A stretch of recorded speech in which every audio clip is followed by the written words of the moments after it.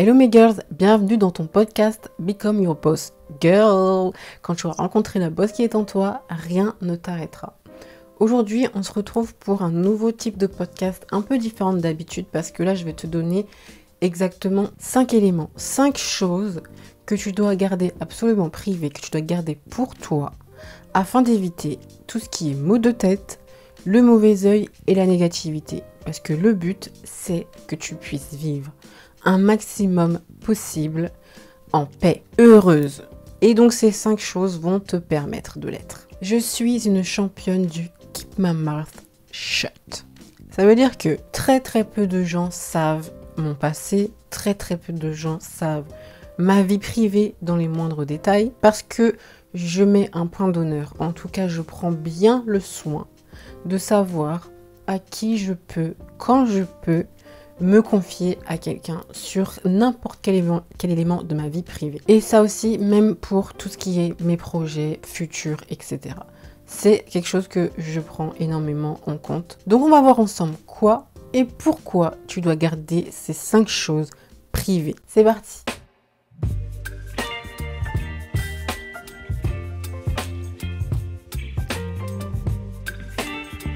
La première chose que je vais citer, c'est de garder privé tes faiblesses. Alors ça peut paraître un conseil négatif, mais ici c'est garder privé en fait dans le sens où c'est pour éviter que les gens à qui tu te confies s'en servent un jour ou l'autre contre toi. Ou encore pour éviter de te confier à des gens qui n'ont pas forcément d'empathie ou des gens qui ne vont pas forcément bien réagir, ou en tout cas de la manière la plus appropriée à la chose à laquelle tu t'es confié. Ça peut arriver, il y a des gens qui savent pas forcément réagir de la bonne manière sans le vouloir à un tel ou tel trauma ou telle faiblesse à laquelle tu te serais confié envers eux.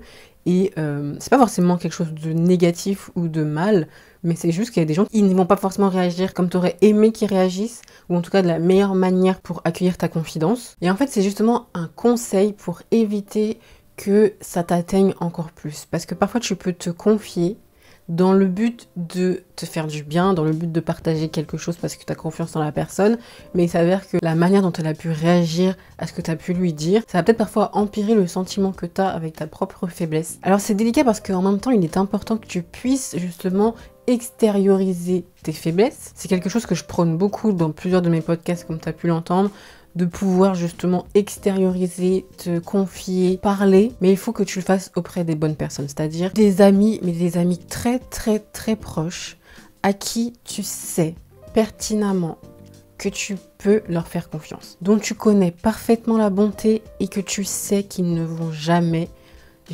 dévoiler à qui que ce soit ce que tu leur as dit. Si tu as beaucoup d'amis, c'est assez compliqué de commencer à te confier à chacun d'entre eux, sans risquer qu'un jour ou l'autre, ce que tu as pu leur dire se soit divulgué. En tout cas, sache que plus tu vas te confier à un grand nombre de personnes tes faiblesses, plus il va s'avérer difficile pour toi de contrôler, entre guillemets, qui dit quoi à qui, ou en tout cas qui a divulgué ce que tu as pu dire. Donc sois extrêmement prudente à qui tu te confies. Et une autre chose extrêmement importante, ne te confie pas trop tôt à quelqu'un. Personnellement, je suis quelqu'un qui me confie très rarement et qui parle très rarement de mon vécu. Et quand je le fais, c'est que je suis quasiment sûre de la relation que j'ai avec la personne à qui je vais me confier. Donc quand celle-ci, elle est dans ma vie assez longtemps et que grâce à ce temps, j'ai eu quand même des éléments qui m'ont prouvé que je peux lui faire confiance. Parce que tu sais, on ne connaît jamais vraiment les gens. Quand je viens de les rencontrer, tu ne sais pas combien de temps la relation va durer. Et ça, que ce soit en amitié ou en amour, c'est pareil. Donc évite de te confier trop tôt. Attends que la personne, elle t'ait, grâce au temps que vous avez passé ensemble, assez prouvé que c'est une personne de confiance, qu'elle ne t'a jamais trahi, que tu n'as jamais ouï dire qu'elle avait dévoilé, divulgué un secret que tu lui avais dit, ou même que tu sois ami avec quelqu'un et que par exemple vous êtes amis depuis pas très longtemps et que tu vois que la personne elle est tout le temps en train de parler sur les autres, elle est tout le temps en train de dire « Ah mais l'autre elle m'a dit ça la dernière fois, ah mais je sais que... » Non, si tu rencontres quelqu'un qui parle un peu trop des autres, un peu trop de la vie privée des autres et notamment de ses amis, c'est un signe qui te prouve qu'un jour, quand tu vas lui confier quelque chose, elle va pas hésiter à aller le dire à quelqu'un d'autre.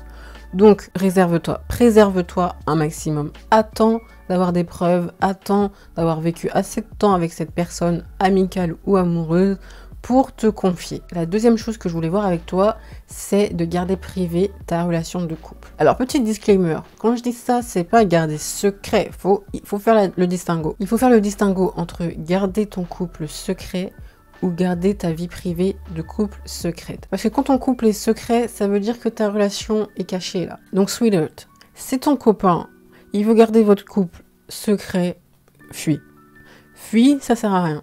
En revanche, quand je dis garder ton couple privé, ça veut dire que le maximum de choses qui va se passer entre vous deux, ça doit rester entre vous deux. Alors, quand je dis ça, pareil, ça concerne clairement pas tout ce qui est violence physique, psychologique, sexuelle, toutes ces choses-là, non, clairement ça, il faut que tu en parles à quelqu'un là de sûr, quelqu'un de fiable, donc la justice, les autorités compétentes, un psychologue, un médecin, tes amis bien proches, ta famille, etc. Ça par contre, il faut jamais hésiter à en parler.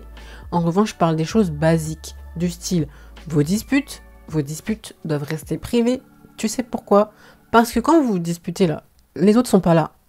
Quand tu vas leur raconter, eux, ils vont avoir leur avis dessus, ils vont avoir leur vision dessus, ils vont avoir une vision de ton compagnon, et quand vous allez vous réconcilier, ils ne seront pas là non plus. On connaît déjà les réconciliations de couple.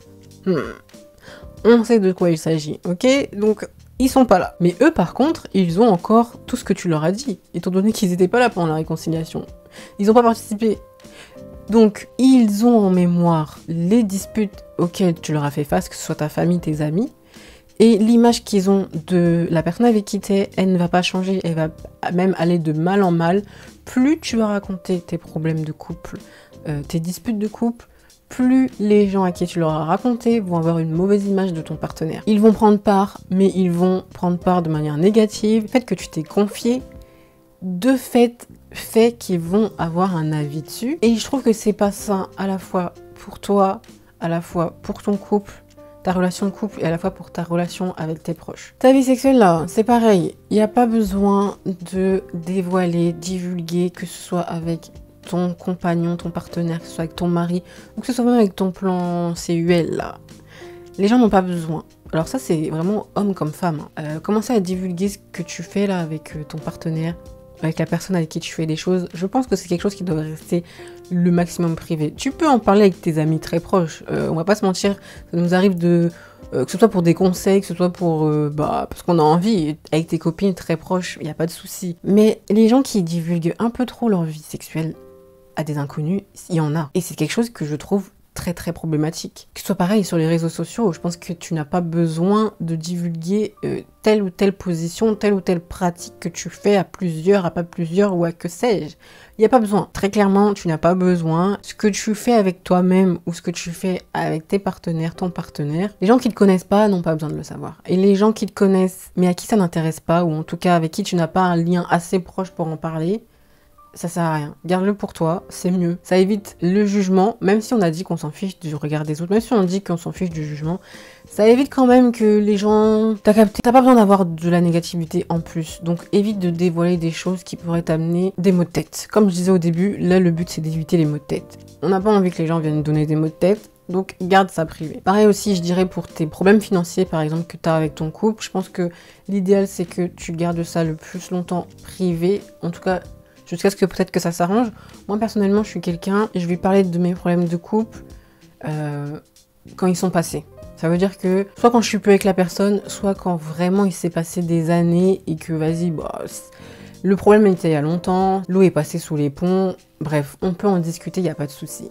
Mais quand le truc est tout frais, quand le truc n'est pas encore passé, j'évite justement pour, comme j'ai dit précédemment, apporter plus de problèmes qu'il y en aurait. Et comme d'habitude, je ne dis pas qu'il ne faut pas que tu en parles. Tu peux en parler, mais parle-en à des personnes bienveillantes. Je vais éviter de me répéter sur ça, mais tout ce que je donne comme conseil là, ces 5 éléments, c'est des choses que tu ne dois pas partager avec n'importe qui, avec des inconnus sur internet, sur les réseaux sociaux, non. Mais tu peux en discuter bien évidemment avec des personnes compétentes et avec des proches bienveillants. Et petite chose que je trouve hyper importante, ne partage pas sur les réseaux sociaux les choses avec lesquelles tu n'es pas prête à recevoir des critiques, pas prête à te justifier, pas prête à débattre. Si tu n'es pas prête, meilleur conseil, ne dis rien. Shut your mouth. ok? Tu sais que je suis sur les réseaux depuis super longtemps. J'ai affiché mon couple sur les réseaux sociaux. Je n'avais pas du tout de problème avec ça. En revanche, tu auras constaté que vous ne savez pas grand-chose. Il y a personne aujourd'hui qui peut venir me dire que je sais telle ou telle chose de toi, de ton couple, comment ça se passe pas. Très peu de gens peuvent venir parler de ma vie privée parce que j'ai mis un point d'honneur à ce que je divulgue, c'est des choses avec lesquelles je suis prête à vous faire face, en tout cas que je suis prête à me justifier s'il le faut, ou que je suis prête à prendre des critiques. Comme je suis quelqu'un qui n'accepte pas toujours trop la critique, et ben j'évite de trop dévoiler. J'évite de trop en dévoiler sur moi, sur mon couple, sur mes amis, sur ma famille, j'évite. Vous me verrez jamais trop parler de ma vie privée, ou en tout cas si je le fais ce serait de manière structurée. Je vais pas prendre mon téléphone parce que j'ai eu un problème avec mon couple, j'ai eu un problème avec ma meilleure pote et je vais venir divulguer tout ce qui se passe. Non, jamais. Pour ma vie privée, pour la vie privée de la personne et pour vous respecter aussi parce que j'estime que vous n'avez pas besoin de tout savoir, comme je sais pas tout de vous. Voilà, je pense que c'est important de faire attention à ce qu'on dit. Donc, s'il te plaît, évite d'afficher trop parce que tu n'es pas prête à faire face avec les autres, à la critique sur les réseaux sociaux, sur internet, et même avec tes proches. Si t'es pas prête à débattre, si t'es pas prête à recevoir de la critique, évite de parler. Donc à moins que tu veuilles des conseils, à moins que tu veuilles de l'aide, juste parle le moins possible. La troisième chose que tu dois garder privée, ça en France on connaît bien, tes finances. Ne parle de ton salaire à personne, ne parle de tes économies à personne, de ton épargne, de tes investissements, de tes projets financiers. Évite, garde ça le plus privé possible. Par exemple, ne parle pas de ton salaire, le montant de ton salaire à tes collègues. Si tu veux démarrer une troisième guerre mondiale à ton travail que tu ne sauras contrôler, évite de parler de ton salaire. En tout cas, c'est un conseil que je te donne. Autre chose également, garde privé le prix des choses que tu as achetées. Ça, c'est important aussi. Tu peux déclencher une guerre d'ego, que ce soit auprès de tes collègues, tes amis ou de ta famille. Oui, même ta famille. Sache-le, tu auras des gens autour de toi, famille, amis, collègues, envieux, jaloux, quémandeurs. Si tu veux éviter ça, ne parle pas de tes finances. Mais pas de souci pour parler des choses basiques, du style « Oh, j'aimerais avoir une augmentation. Oh, j'ai eu une augmentation. J'ai pour projet d'acheter à l'avenir un appartement, une maison. » Mais ne sois jamais dans les détails. Ne dis jamais de manière détaillée ce qu'il y a sur ton compte, les projets financiers que tu as, un prêt que tu pourrais avoir. Non. Et pareil, tout ce qui est financier, si tu veux en parler, parle-en à des gens compétents, des gens qui vont te donner des bons conseils. Si c'est une question de beaucoup d'argent, là, parle-en avec des gens qui ont l'habitude de travailler avec beaucoup d'argent. Comme ça, ils ne seront pas impressionnés, ils seront pas forcément envieux, et ils vont plutôt t'amener vers de bons conseils. En tout cas, pareil, pour chaque chose pour laquelle je te dis de garder privé, il y a toujours des spécialistes. Pour les vies de couple, pareil. Pour la sexualité, pareil. Pour les finances, pareil. Tu as des gens compétents, tu as des gens qui sont passés par là.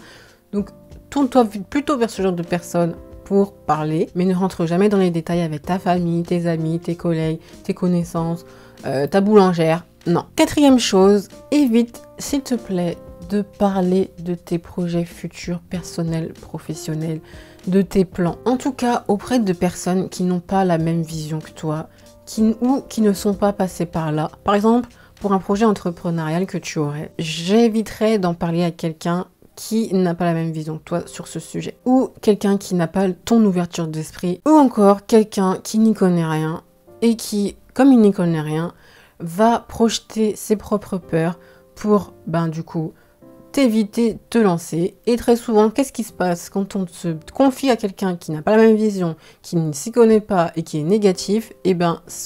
Ses propres peurs vont venir sur nous et on va pas se lancer. Le but, c'est pas ça.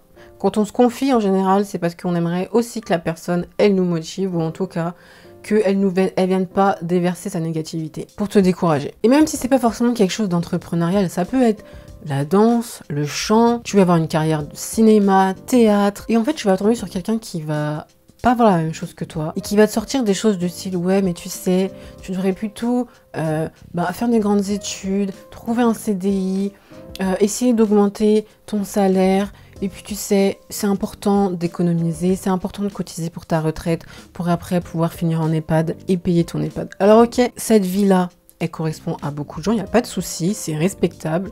Mais je pense qu'il faut qu'on soit aussi en mesure de respecter les gens qui n'ont pas envie d'avoir ce parcours. C'est respectable aussi. Tout est respectable. Garde tes projets un maximum pour toi. Travaille en silence. Et une fois que les choses sont établies, là, tu peux peut-être commencer à en parler. Évite de trop parler aussi pour éviter forcément qu'on te porte l'œil.